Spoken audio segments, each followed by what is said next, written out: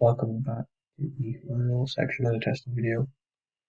We'll be testing an updated version of the game where the user is able to select that for the main menu rather than having to change it over here in the code.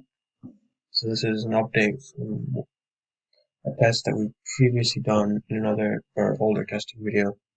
So what we've done is just created buttons and have these buttons pressed return the depth, which gets passed through here.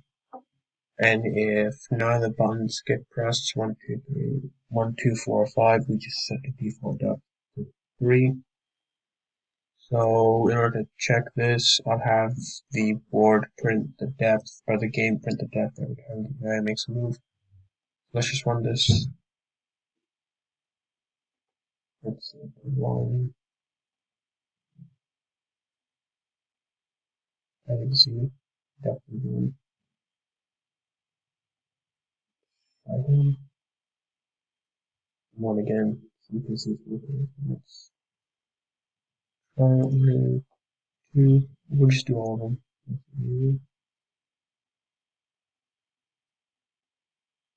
You see it's 2. And the AI is taking longer.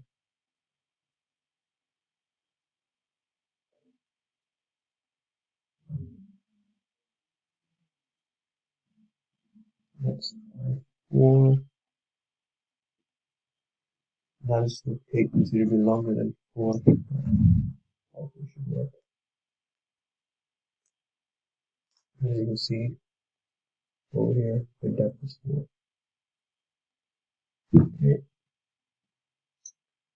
Computer code 5 and the default.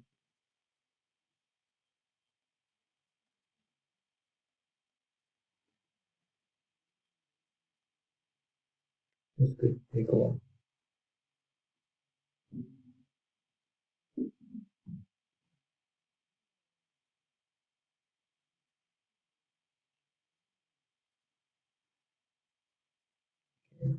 As you can see, the depth is 5 over here. So let's now try the default.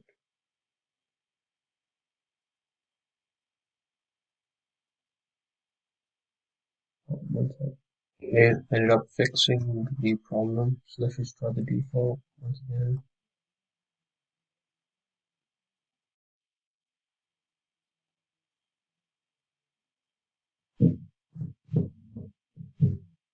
So we're not pressing any of these buttons.